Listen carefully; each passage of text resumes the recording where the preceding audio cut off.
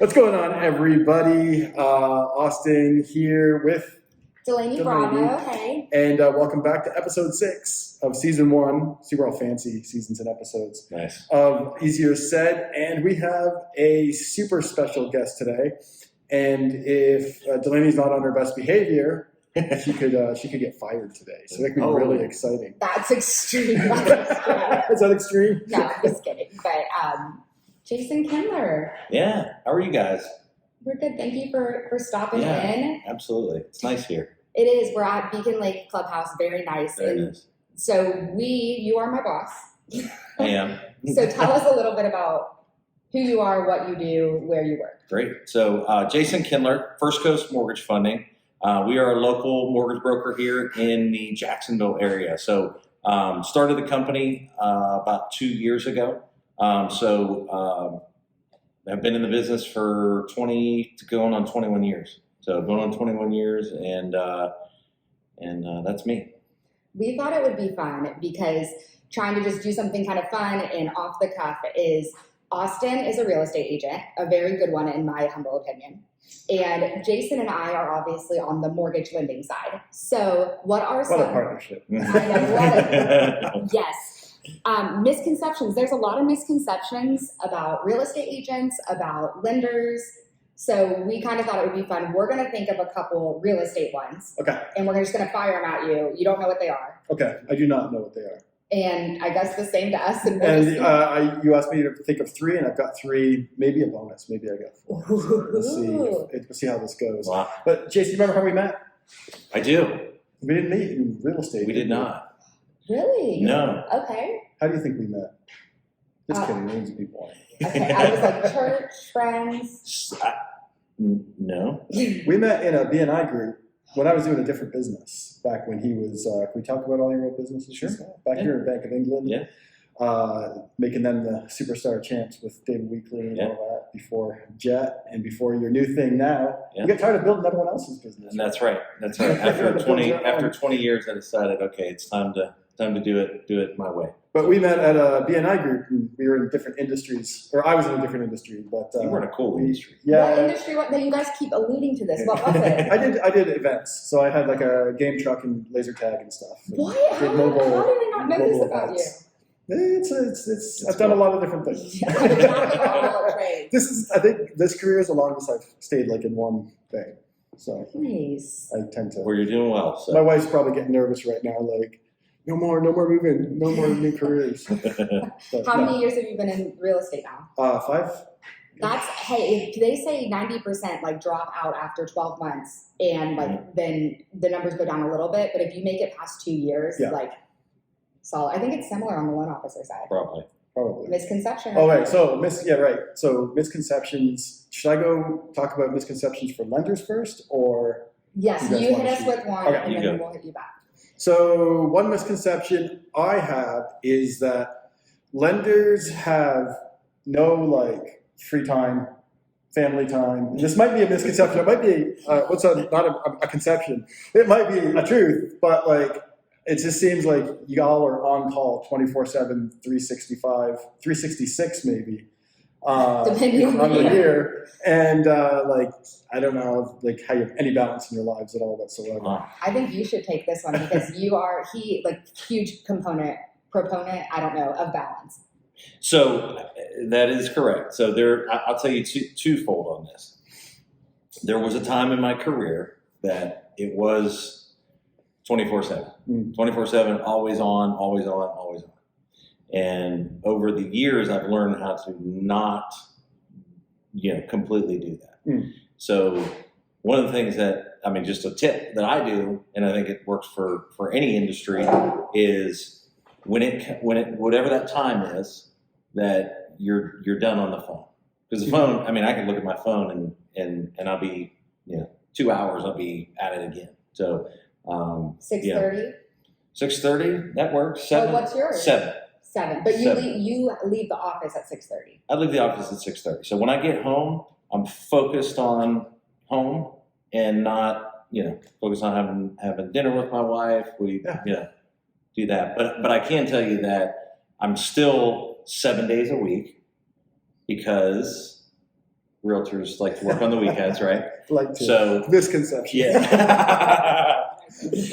But yeah, so I've seen people absolutely do 24/7 and they run into the ground. So my team, one of the things that I preach is that we want balance. We to be healthy for a long period of time. I mean, you gotta balance. Yeah, no, I agree 1,000%. Thankfully, that's the way our team runs. Yeah. As well. Or yeah, you just got to drop off, or your wife's going to leave you, or something. Something's going to happen. For sure. I mean, if it's the only thing that you're doing, and you've helped me a lot with that, because I was running myself into the ground. And I think, just being honest, it's more the pressure that for me I put on myself to be like, well, if I don't do this, they're not going to get the house. If I don't do this, whatever. But also factoring for your own mental sanity in there too, and just being like, hey, do you need it tonight, or can it be the morning? If you ask that, it's good. 9 out of 10 times, the morning's fine, I don't care. But it's that we tell ourselves it's now. So that is it is a yes and a no. But I'm trying to think, okay, real estate misconception that I hear all the time, that you don't need a I can't say it, real estate agent. Realtor? Realtor. It's not. Realtor. Thank you. You're welcome. Back on the good side. You don't need a real estate agent for a new construction purchase. Well, you don't need one. I mean, you could do it without. I don't know why you want to. You could say on the other flip side that I have heard that real estate agents don't really do very much when they have a new construction client. And I know the answer to this, but I want you to answer this. I have heard that. There are some agents that don't do a lot on new construction deals. And I'm sure that's frustrating for all my site agent peeps out there. What? But, it's the misconception is you're going to get a better deal if you don't have an agent. Yep. And I think that's the biggest one that stops people from reaching out, because, I mean, to me, with good agents, and there's several good teams and brokerages in town that do a really, really, really good job with new construction. Of course, us at Josh Rogers' team, we do weekly video, we're checking in. We, have a lot of experience, great relationship with site agents and with the, management at these builders and whatnot. So it can really be helpful just using that relationship. But it doesn't cost buyers anything extra. We're paid by the builder. So it just seems like a no-brainer. Why would someone want to go that alone? And when things start to go bad, as sometimes they do, it's nice not to have to be the bad guy all the time with the builder, or just have a team working for you. Site agents are awesome. They work for the builder. They're representing the builder. They've got a sales manager at the builder and a boss at the builder. So why not have someone on your side, corner. In your corner? Yeah, in your corner. Exactly. Some good fight lingo for you. Right. Guy. Yeah. Have You're a jits guy. Yeah. Is that the slang term for jujitsu? Yeah. Jits? Oh, Jits. And he's a boxer. And I think. And you're a box? Is that Boxer. no? Yeah. Oh, okay. He's like. Yeah. I'm a boss. Have you heard that before about new construction though from people? Yeah. So I just dealing with new construction for a long time. Oh yeah. There's the misconception that I've heard is in regards to getting a better price. You'll go to the builder, you'll get a better price. I mean, I know firsthand that these builders, that's already built in. Mm-hmm. So they're selling homes with that already built in. So I don't know why somebody, if they're going to use a realtor on a resale house, they need to use a realtor on a new construction house. So yeah, I've heard 100%. That as well. Well, I'm going to fire one back at you, and I'm going to change one, because you just gave me like a softball. Help my business question. Thank you so much. Yeah. In a similar vein, I was just thinking, and I may know the answer to this, but a lot of times the builders give like super incentives to use their lenders. Sometimes it's their own company's lender, sometimes it's preferred lenders. Is that the case that you're always going to get the best deal on the loan using the builder's lender? Can you use someone else, and can you actually come out better using an outside lender? That is a loaded question, my friend. Am I putting you guys on the spot? You want me to do that? Yeah, okay. you go. So. Oh yeah, well I guess I'll chime in. Except for with David Weekly, you have to use their preferred lender. Yeah. Yes. So a lot of builders like to have a preferred lender or an in-house lender if they have some sort of ownership or legal relationship with them, where they'll give you incentives to use them. So the thing is, any lender can give an incentive. So just because you are being told, if I go with XYZ mortgage, I'll get $5,000 towards my amount for closing, that doesn't mean that another lender isn't able to do that or do better. So anytime that I work with somebody who is looking at a new construction home and they apply with that lender, I always say, send me the estimate. And we've had a couple where we've been able to provide better options for the client. There are some benefits to using a preferred lender, like our relationship with David Weekly. We work with their inside office, so we know when the appraisal is ready to be ordered. We have a relationship with the title company, so there are certain pros to that, but there's also cons in the sense that, you know, nothing is ever free. So if we're looking at incentives, we're looking at something, it's working with a trusted lender that's going to explain that to you so you feel comfortable regardless what decision you make. Yeah. And the thing that comes to my mind is that when a builder owns their mortgage company, okay, all that money is tied together, right?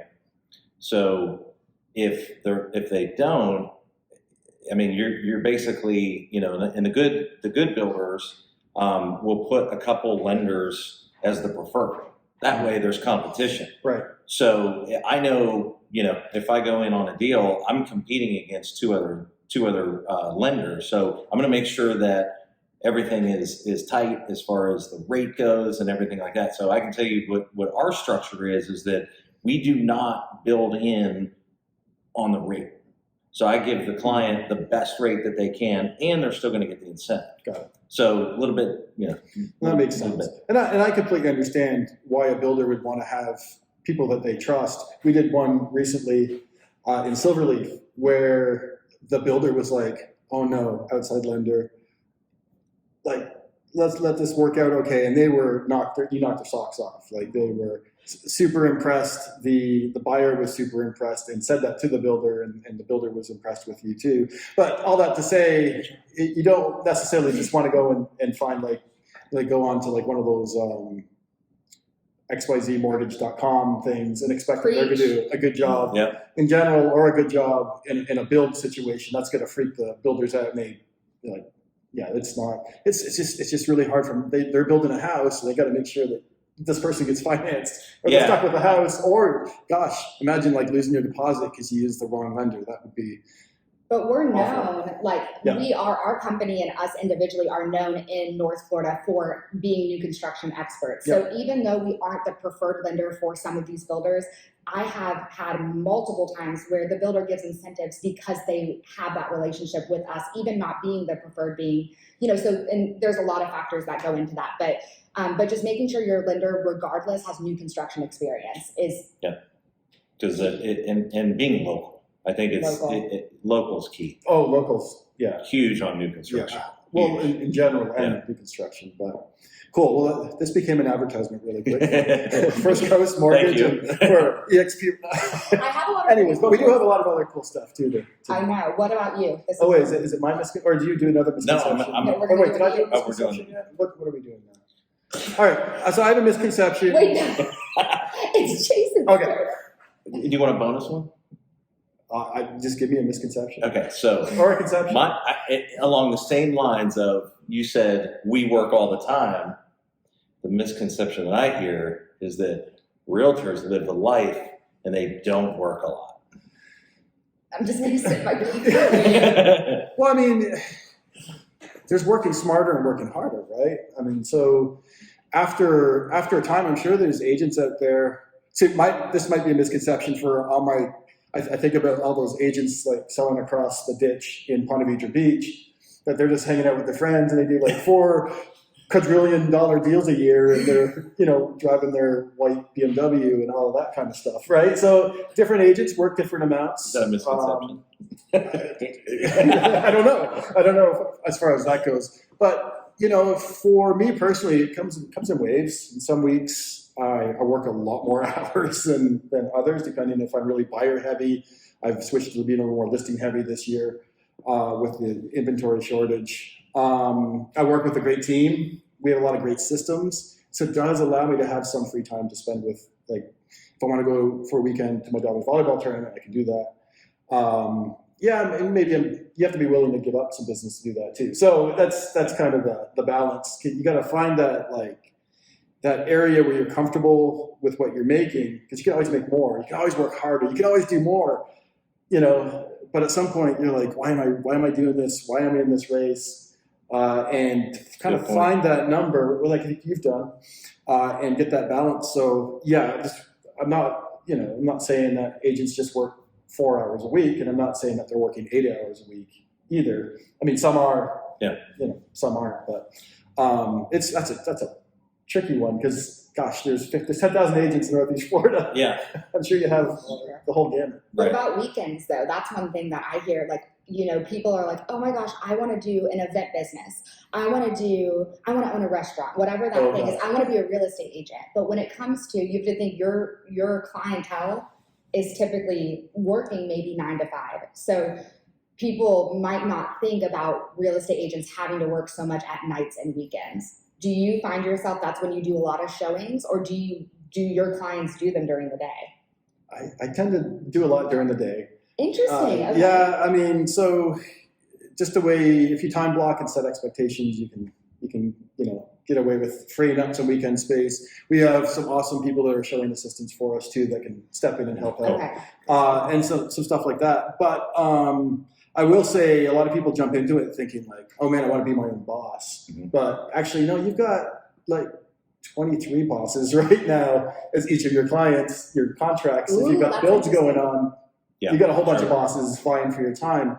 If you don't have the right systems, you don't have the right protections in place, you can get run ragged really, really quick. Interesting. I never thought about it being like that. They're like, you are kind of serving them. So that's interesting. So there's definitely a lot of room for freedom, a lot of room for time to prioritize on things that you want to do.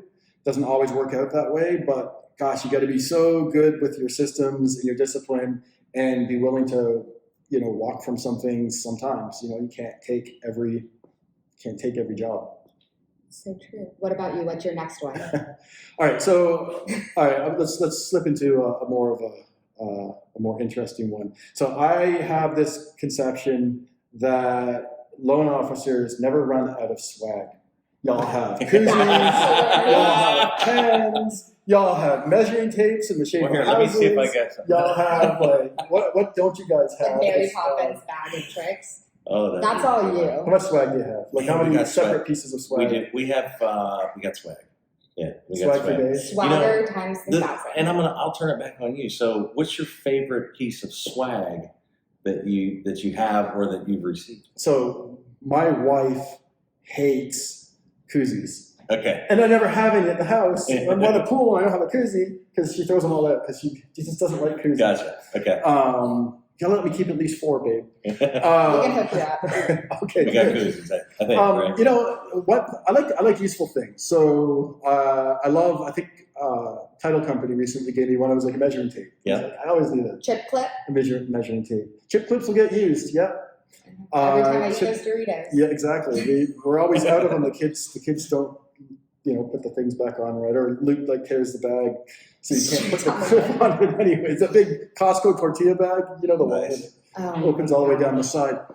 Chip clips, Porsches. If you have a Porsche, would be a nice piece of swag. Yeah. I don't know if that's a FREC violation. I think I'm pretty sure that's a RESPA violation. Oh, okay. Yeah. Got it. I think so. We can arrange something. That's so funny. That is so true. Anytime you're like, hey, I have an open house. Do you have any swag? I literally comes with like 14 semis of swag. Bag of holding. Yeah. What type of pen do you want? This, and this. That's funny. Oh my gosh. Okay, we have one more. Do you have anything? No, you got it. Oh gosh. Okay. This one's kind of juicy. I don't know if you're ready for it. Uh-oh. Are you ready to spill the tea? I will. I think I misquote that, spill the tea. Yeah, he's like, I'm going to drink my coffee. I'm going to drink some honey or something. So I hear a lot from clients specifically that I think a misconception is that people don't realize how many expenses go into being a real estate agent. Mm-hmm. So it's, real estate agents just get paid X amount % per loan. That's a ton. But I don't think that people understand the expenses of running that business. So like, tell me your thoughts on that. Yeah, no, that's definitely a misconception. So actually, and I'll call out my boy Greg at Closet Made Easy. My son works with him, and he pays him good money, and he got a really good paycheck. I think it was for a couple weeks work. It was like $1,500 or something for my 17-year-old. It was like amazing. And I've had sold houses and made less than that. He's like, no way. I'm like, yes way. And just went through a quick example of how it could happen. Like there's a builder in town that pays 1%. You pay your brokerage, and you split with your team. If you have a team, then that number stuff like that. It chops down, pretty quick. Obviously, if there's value, then it's worth it. But thankfully, I'm on a team where I don't have like the marketing expenses. That's when I chip into the team that's covering my marketing expenses. But otherwise, yeah, gosh, you could be paying for like leads and paying for taking people out and all that good stuff. I mean, I don't mind spending money on that. We don't spend money on leads, but I talked to an agent in Nocatee, and she does a lot of business, but she was spending $12,000 a month on Zillow leads. Oh my gosh. And every month wasn't necessarily selling enough to cover Sure. that. And so like she felt trapped and stressed, and it just seemed so painful to Josh and I were chatting with her. And because if you're going to buy them, I mean, you got to work them, right? Well, you got to be you got your Shark Tank, right? So that lead's going out to probably a couple different people. If you're not first, then you got to get it. And so a lot of times we're real estate agents. We have our egos and we want to look awesome. So you always see the posts, right? Like, hey, #1 this month in XYZ, and well, you got to do it too. Yeah, it's some of it's staying top of mind. And my favorite is the builders with like the Laurel Awards. It's like best house between. I'm going to get myself in so much trouble here, but whatever. Best house between 200 and 2,000 and 2,001 square feet.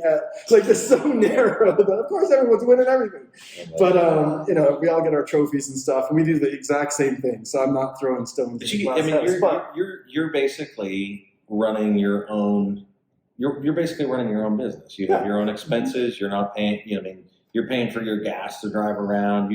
That stuff adds up. Does it? Well, and you think with a typical employer, if you're W-2, many times there's health coverage, there's 401k, things like that. Where if you're a self-employed real estate agent, or if your spouse doesn't work at a regular company or something. If you're both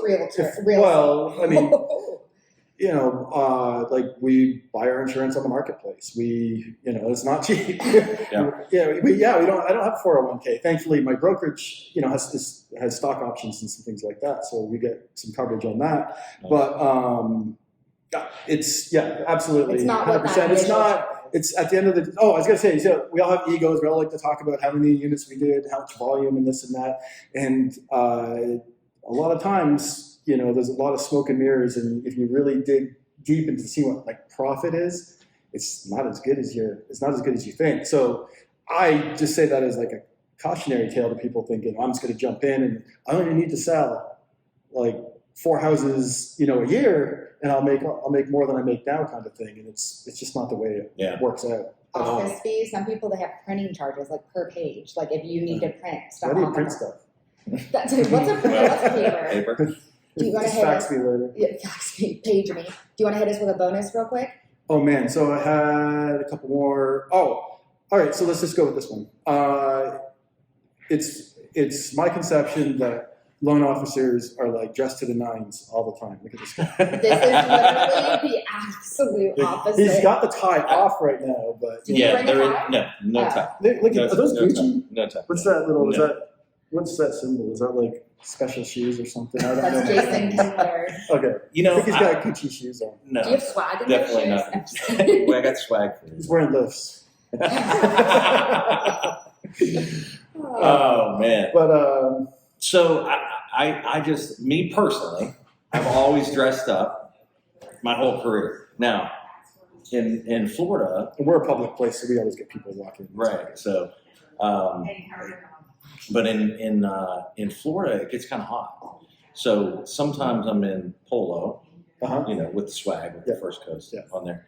But I'm in a polo, but sometimes I'm dressed up. But I mean, we can work from anywhere. So Yeah, 100%. Well, that's changed for, I mean, so many people Oh, the yeah. past, 2 years almost now. Yeah, for sure. Like people have learned how to adapt and how to work from home. And have you guys always been able to do that pretty well? No, I actually the technology wise, I mean, has come, light years over the last few years. I mean, I can remember anything you had to do. I was in the office. When I started, I was the person who was the receptionist, and I had to buy, when I was working at a restaurant in college, had to buy nice clothes because I was the front person. So I went to departments and stores I had never been to get like all these nice skirts and stuff, and everything was paper. So we had to print, like I was the person who would physically stack the pay stubs and the bank statements and all of that on the 2-prong and the big legal things, and I would have to scan all of those. But now I'm pretty casual. That's not a secret, but just depends what we're doing. If I'm working from home, but if we have a closing. Delaney was clear that we're not to show her pants today. I wear leggings all the time. I was like, I didn't have time to do it. I don't have my cargo pocket on these pants, so he's a cargo pocket guy. Just put those in real low profile. I got a text this morning. Hey, we've got the meeting today, so I said Austin's gonna be there, so I got to dress up a little bit. Thank you for that. I walked up to Austin and I was like, you ignore what I look like. I didn't have time to go home and change it. He's like, I'm wearing what I wear in every video. So if you're editing this, if you can put a still in of every single episode and you're wearing that. Oh, but that was fun, guys. That was fun. Yeah, awesome. Yeah. Awesome, cool. Cool, awesome. Yeah. That's what he said. That's cool. My catchphrase now. But I guess that's it. Is there anybody watching this, any specials that you're running right now? Anything that... Any specials you're running? You get like... Buy 2 mortgages, get 1 free. Yeah. Or anything, just any like PSA, like, rates are still really low. Yeah. So refinancing. Yeah, rates. I mean, I've said this for 5 years plus. Like rates are going to go up. Rates are going to go up. Rates are going to go up. And they keep going down, down, down. It's like they go up a little bit and then down, down, down. So yeah, I mean, refinances right now. We're mostly purchased, but I mean, it's right now we're doing a lot of refis just because rates are low. So I just did a video recently, and just for kind of in closing, but I was talking about 2 questions that you need to ask yourself if you're on the fence about buying a house in the next, this year, or wait till next year, a couple of years. And the 2 questions were, do you believe home prices will be higher next year? Yeah. And do you believe that interest rates will be higher next year? And if any one of those 2 are yes, then we should probably just have a little bit of a conversation. If those are both yes, and you believe home prices will be higher and rates will be higher, then why wouldn't you buy this year, kind of thing? And are you allowed to talk about that stuff? Do you think rates will be higher next year? I don't think they can get lower. It's going to be hard getting lower. Yeah, so I think I've heard a lot of different things, but a lot of people are saying that this market's going to hold for a little while. I mean, I've from the economist and on the rate side, I mean, it all points to that they will be higher. How high. That's all the experts are saying. I'm seeing on average 3.3, 3.4 next year. And in home prices, if you average like Freddie and National Association of Realtors and Fannie and all those, it's like, look, they're saying 12.6% higher, 12.4% so, I mean, higher prices on homes next year with higher rates too. So buy now. Yeah, no doubt. So I mean, especially this area, you probably know the statistics. I mean, we got quite a lot of appreciation this year, right? Yeah.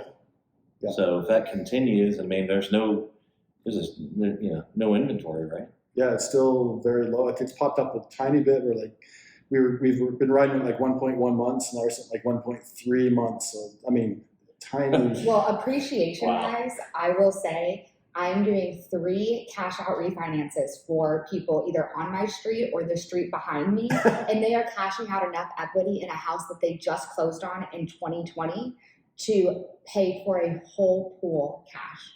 Amazing. So I mean so even if it's not, I already have a low rate. Well, do you have a really high interest credit card? Do you have whatever?